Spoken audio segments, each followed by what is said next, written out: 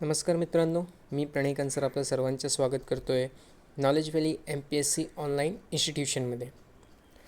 आज आहे 22 एप्रिल 2021 आणि आपण बघून घेणार आहोत की लोकसत्ता न्यूजपेपरमध्ये कुठले महत्त्वाचे न्यूज कव्हर झाले आहेत. न्यूज डिस्कशन घेण्याआधी तुम्हाला प्रश्न पडला असेल की गेल्या एक वीकपासनं आम्ही न्यूज डिस्कशन का घेत नाही आहे. त्याचं मागचं कारण असं आहे की गेल्या अख्खा वीकमध्ये मला वाटेपर्यंत आम्ही शेवटची जे व्हिडिओ होती ते 17 एप्रिलला अपलोड केली होती आणि त्यानंतर आम्ही काही न्यूज डिस्कशन घेतलं नाही. कारण असं आहे की लोकसत्ता जी आहे ते काही महत्त्वाची न्यूज कलेक्ट करतच नव्हता करणं. अर्थातच जी काही न्यूज कलेक्ट होत होती ते एकतर कोरोनाशी रिलेटेड होती किंवा महाराष्ट्रामध्ये कुठले निर्बंध लावले जात आहेत त्याच्याशी रिलेटेड होती. आणि हे जे काही न्यूज होते ते काय आपल्याला आयोग विचारतील याचे चान्सेस नाहीचा बरोबरच आहे आणि त्यामुळे आम्ही न्यूजपेपर डिस्कशन घेतलं नव्हतं. आजसुद्धा काही खूपच इम्पॉर्टंट असे न्यूज तर नाही आहे, परंतु कंटिन्यू करण्यासाठी आपण हे न्यूज डिस्कशन घेतो आहे. ठीक आहे. एक मात्र महत्त्वाची आणि दुःखद एक न्यूज होती ते म्हणजे नाशिकमधील रुग्णालयात प्राणवायू गळतीने हाहाकार माजला होता आणि त्याच्या अंतर्गत 24 जे कोरोनाबाधित रुग्ण होते त्यांचा मृत्यू झाला.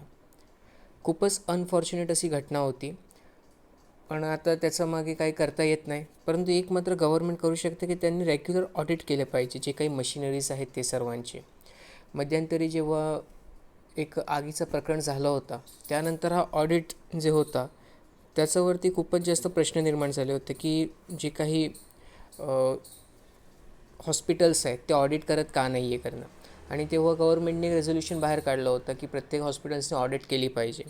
मग किती प्रमाणात ही ऑडिट झाली आहे किंवा त्याचा काय परिणाम झाला याच्याविषयी कुठलीही एक ट्रान्सपरन्सी नाही आहे असं म्हणता येईल. आणि त्याचाच एक प्रकार म्हणून आता आपल्याला हे नाशिकमध्ये जी घटना घडली ती बघायला भेटते आहे. ठीक आहे. जे काही घडलं आहे ते खूपच दुःखद आहे आणि गव्हर्नमेंटने त्याच्यावरती नक्कीच काय ते स्टेप्स घेतले पाहिजे. पुढील जे न्यूज आहे ते म्हणजे राज्य सरकारांना 400 तर खाजगी रुग्णालयांना 600 रुपयात लस. सिरमकडून लस मात्रेची किंमत जाहीर. सिरम इन्स्टिट्यूट ऑफ इंडिया जी आहे ते आपल्याला माहिती आहे की ती कुठली वॅक्सिन बनवते तर कोविशिल्ड. ओके.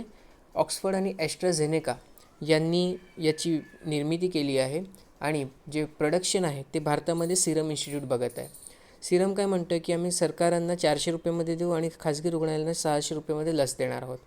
अर्थातच गव्हर्नमेंट जे आहे ते सध्या तर फ्रीमध्ये अर्थातच मोफतमध्ये लसीकरणाचा ड्राईव्ह जे आहे ते कंडक्ट करत आहेत, परंतु फ्युचरमध्ये ते आता स्वतःचे दर निश्चित करू शकतात आणि खाजगी रुग्णालयांना ते 600 रुपयामध्ये ही लस देणार आहेत हे त्यांनी नमूद केलेलं आहे. त्यानंतर पहिल्या मात्रेनंतर 21,000 बाधित झाले आहेत. ठीक आहे. म्हणजे जे काही लोकांनी कोविशिल्डची पहिली मात्रा घेतली त्यानंतर सुद्धा त्यांना कोरोना झाला.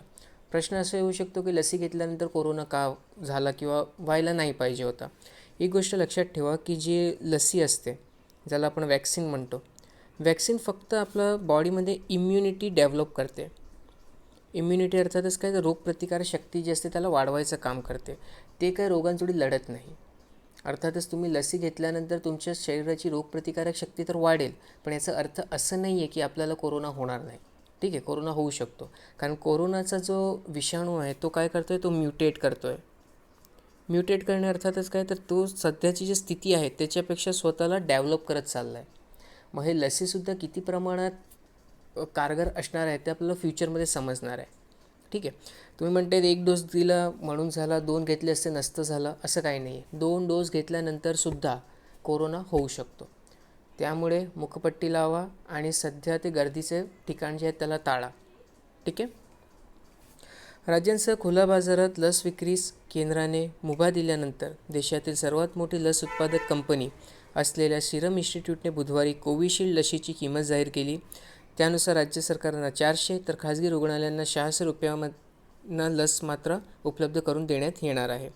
एकूण उत्पादनाच्या 50% लशींचा साठा केंद्र सरकारला तर उर्वरित 50% साठा राज्य सरकारला आणि खाजगी रुग्णालयांना दिला जाणार असल्याचे या पत्रकातून सिरमने स्पष्ट केले आहे. कोविशिल्ड जी आहेत ती 78% परिणामकारक आहेत. कोवॅक्सिन जे आहेत ते 78% परिणामकारक आहे. कोवॅक्सिन लस ही कोरोनाला सौम्य ते तीव्र लक्षणे असलेल्या सर्व रुग्णांत 78% प्रभावी असल्याचे स्पष्ट झाले आहे, अशी ही माहिती लस उत्पादित करणारा भारत बायोटेक या कंपनीने दिली आहे. आता लक्षात ठेवा, कोविशिल्ड त्याला सिरम इन्स्टिट्यूट उत्पादित करतं आहे, तर कोवॅक्सिन जे आहेत त्याला भारत बायोटेक कुठे आलं तर हैदराबाद इथे हे स्थित आहे. ठीक आहे. आणि त्याचे जे अध्यक्ष आहे त्यांचं नाव काय आहे, कृष्णा इल्ला. ठीक आहे, कृष्णा इल्ला, ही गोष्ट लक्षात ठेवा. ओके. रेल्वे प्रवास जे आहे त्याच्यावरती निर्बंध लावण्यात आले आहेत. बस सेवा मात्र सुरू राहणार आहे. म्हणजे सामान्य नागरिक आधी रेल्वेने प्रवास करत होते, त्यांना आता रेल्वेने प्रवास करता येणार नाही आहे. मात्र जे काही हेल्थ सेक्टरशी रिलेटेड लोक आहेत ते या रेल्वेचा प्रवास करू शकतात. ओके. त्याच्या अंतर्गत डॉक्टर आले, परिचारिका आली, तसे निमवैद्यकीय कर्मचारी यांना रेल्वे प्रवासची परवानगी असेल, परंतु त्या व्यतिरिक्त इतर कोणालाही रेल्वे प्रवास करता येणार नाही आहे. ओके. गव्हर्नमेंट सर्वंट करू शकतात, परंतु सामान्य नागरिकांना रेल्वे प्रवास करता येणार नाही आहे. आपण बसचा प्रवास करू शकतो. बस प्रवास जे आहे ते प्रत्येकासाठी खुला ठेवण्यात आलेला आहे. ओके. नेक्स्ट जी न्यूज आहे ते म्हणजे पर्यावरण बदलामुळे पाऊस अनियमित, कमी कालावधीत अधिक जलधारांचे प्रमाण, तापमानवाढीचे सर्वाधिक परिणाम भारतावर. तापमानवाढ करणारा प्रत्येक अंश सेल्सिअसमुळे मोसमी पाऊस पडण्याचे प्रमाण 5% वाढत आहे. जागतिक तापमानवाढीचा सर्वाधिक परिणाम भारतावर झाला आहे. भारतात पाऊस पूर्वीच्या तुलनेत अधिक वेगाने कोसळत असून ते प्रमाण कितीतरी पटीने अधिक आहे. पर्यावरणातील हे बदल मोसमी पावसाची स्थिती आणखी बिकट करण्यास कारणीभूत ठरत असल्याचे या क्षेत्रातील शास्त्रज्ञाचे म्हणणे आहे. ठीक आहे. तर हे थोडंसं आपल्याला एक आयडिया देतो की जे जलवायू परिवर्तन होतं आहे त्याचे काय इम्पॅक्ट सद्यस्थितीमध्ये होतं आणि फ्युचरमध्ये काय होऊ शकत आहेत. ओके. हे बघा इथे अर्थ सिस्टम डायनामिक्स या नियतकालिकात शास्त्रज्ञांनी एक विश्लेषण केले आहे. त्या शास्त्रज्ञांनी जगभरातील 30पेक्षा अधिक प्रारूपांची तुलना केली. या तुलनात्मक अभ्यासानंतर येत्या काळात मोसमी पाऊस अधिक मुसळधार राहील असा अंदाज वर्तविला आहे. ठीक आहे. तर नियर फ्युचरमध्ये आपल्याला अजून जास्त मुसळधार पाऊस बघायला भेटेल अशी सिम्पटम्स आहे, म्हणजे अशा एका प्रकारे आपण धारणा ठेवू शकतो आहे. ओके. नेक्स्ट ही एक जी लाईन आहे ना ती खूपच असं म्हणजे मनाला गाठ देणारी होती की मराठवाड्यात प्राणवायू व्यवस्थापन कंठाशी, आंध्र प्रदेश आणि कर्नाटकातून टँकर मिळवण्यासाठी धावाधाव. आणि ही लाईन एक श्वासाचे अंतर 550 किलोमीटर. बेसिकली मराठवाड्यामध्ये जे प्राणवायू जे आहेत मग त्याचा जो पुरवठा आहे ते हैदराबाद आणि कर्नाटकामधनं होत आहे. ओके. आणि तो जो डिस्टन्स आहे ना तो 550 किलोमीटर आहे आणि त्यासाठी एक श्वासाचे अंतर 550 किलोमीटर. बेसिकली या सर्व न्यूजवरनं आपल्याला एकच गोष्ट समजायला येते की हेल्थ सेक्टरवरती जे आपण खर्च करतो आहे त्याला मात्र वाढवलंच पाहिजे, त्याच्याशिवाय पर्याय नाही आहे. आज आपण एकामेकाशी मदत घेतो आहे, चांगलं आहे की इतर राज्यसुद्धा आपले महाराष्ट्राची मदत करत आहेत, परंतु ते किती वेळा महाराष्ट्राने स्वतःला स्वावलंबी केलंच पाहिजे हेल्थ सेक्टरमध्ये. कारण आज अवेलेबिलिटी आहे म्हणून ते आपल्याला सप्लाय करत आहेत. उद्या जर त्यांच्याकडे सुद्धा कोरोनाचे रुग्ण वाढले मग तेव्हा ही सप्लाय आपल्याला मिळेल का हा प्रश्न मात्र नेहमीच उभा राहणार आहे. त्यामुळे हेल्थ सेक्टरवरती जे खर्च आहे त्याला आपल्याला वाढवायलाच पाहिजे. ओके. नेक्स्ट बघूया पुढची काय न्यूज आहे. प्राणवायू खाटा असलेल्या रुग्णालयाचे लेखापरीक्षण म्हणजे बेसिकली ऑडिट. ठीक आहे. म्हणजे घटना घडल्यावरतीच ऑडिट का करावी. एखादी एवढी मोठी घटना घडल्यानंतरच ऑडिट का करावी असं मात्र प्रश्न नेहमीच निर्माण होतो की जर एखादा ॲक्सिडेंट झाला त्यानंतरच आपण त्याच्यावरती रिस्पॉन्स का द्यावं. नेहमी म्हणतात आपण की precaution is always better than cure. ठीक आहे. ही मराठीमधली कहावत आहे की precaution is always better than cure. ठीक आहे. म्हणजे सावधानी असते ते नेहमीच जे क्युअर असते त्याच्यापेक्षा चांगलं असते करणं. ठीक आहे. मग आपण नेहमीच सावधानी घेतली पाहिजे ना. का बरं ॲक्सिडेंट झाल्यानंतरच आपण जागे होतो आणि हे सर्व करायला बघतो. प्रत्येक व्यक्तीने हा प्रश्न विचारला पाहिजे गव्हर्नमेंटलासुद्धा. ठीक आहे. बघूया पुढे काय आहे. घरोघरी लसीकरण अशक्य, लस वाया जाण्याची, परिणामकारकता कमी होण्याची भीती, केंद्र सरकारचा उच्च न्यायालयामध्ये दावा, म्हणजे घरोघरी लोकांना लस दिली जाणार नाही आहे. जसं मध्यंतरी पोलिओसाठी आपण देत होतो की घरी घरी 2 बूंद जिंदगीचे आपण ते जे काही स्लोगन होतं त्याचं अंतर्गत आपण एक मिशन राबवलं होतं करणं की आपण प्रत्येक मुलाला पोलिओ डोस द्यायचा. पण असं एखादं मिशन जे आहे ते कोरोना वॅक्सिनेशनमध्ये राबवता येणार नाही, कारण त्याचे इम्पॅक्ट्स खूपच जास्त विपरीत असू शकतात. नेक्स्ट जे आहे ते म्हणजे पदोन्नतीतील आरक्षणाचा मुद्दा चिघळणार. 2004 नंतरची सेवाज्येष्ठता राज्य सरकारने नाकारली. सर्वोच्च न्यायालयाचा अंतिम निर्णयाचा अधीन राहून राज्यात शासकीय निमशासकीय सेवेतील मागासवर्गीय अधिकारी कर्मचाऱ्यांसाठी पदोन्नतीत आरक्षण लागू करण्यात आले आहे. परंतु सरसकट आरक्षण न देता 2004पर्यंत सेवेत रुजू झालेल्यांची सेवाज्येष्ठता गृहीत धरली जाणार आहे.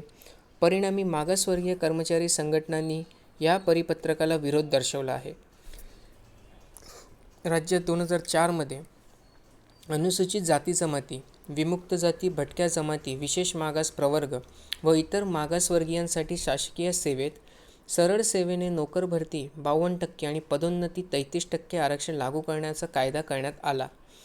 त्यानुसार पदोन्नतीत आरक्षणाचा अंमलबजावणीसाठी स्वतंत्र परिपत्रक काढण्यात आले. त्याला मुंबई उच्च न्यायालयात आव्हान देण्यात आले होते. न्यायालयाने नोकर भरतीतील आरक्षण मान्य केले, परंतु पदोन्नतीतील आरक्षण रद्द ठरवले आहेत. ओके, नेक्स्ट बघू. देशात 13 कोटी जणांचे लसीकरण. आता भारत देश जे आहे त्याच्या अंतर्गत 135 कोटी लोक राहत आहेत. ठीक आहे, ॲप्रॉक्सिमेटली आपण हा ॲप्रॉक्सिमेटली म्हणजे अंदाजे.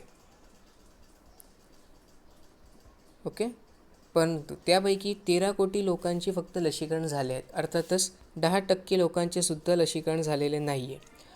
गेल्या 2 महिन्यापासून आपण एवढा रिग्रसली हा लसीकरणाची मोहीम राबवतो आहे, तरी फक्त लेस दॅन 10% लोक जे आहेत त्यांचं लसीकरण झालेलं आहे. त्यामुळे भारत देश अजूनसुद्धा किती मोठ्या प्रमाणात वल्नरेबल आहे ते आपल्याला लक्षात घेतलं पाहिजे आणि आपण स्वतःची काळजी घेतली पाहिजे. ओके, त्यानंतर लस घेतल्यानंतर अनेकांना कोरोनाची बाधा झाली. त्याचं कारण काय होतं ते आपण आधीच इथे डिस्कस केलेलं आहे. ओके, नेक्स्ट न्यूज बघूया.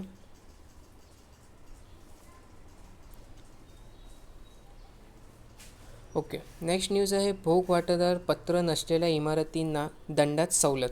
आता भोग वाटा पत्र काय असते तर त्याला आपण इंग्रजीमध्ये ऑक्युपन्सी सर्टिफिकेट म्हणतो. काय म्हणतो आपण त्यांना? Occupancy certificate.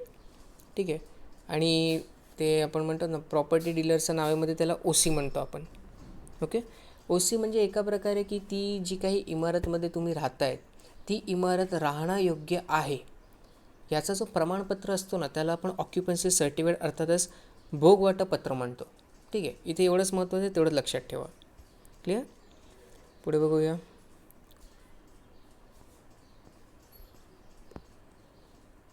ओके, तर पुढे तर काही महत्त्वाची न्यूज नाही आहे. तर 22 एप्रिलच्या न्यूज डिस्कशनमध्ये एवढीच महत्त्वाची न्यूज होती. कुठल्याही प्रकारचा डाऊट असल्यावरती कमेंट सेक्शनमध्ये तुम्ही ते मेन्शन करू शकता. तुम्ही टेलिग्राम चॅनलसुद्धा आमची जॉईन करू शकता, जिथे तुम्हाला हा पेपरची PDF अवेलेबल होऊन जाईल. तर घरी राहा, सुरक्षित राहा, शिकत राहा. धन्यवाद.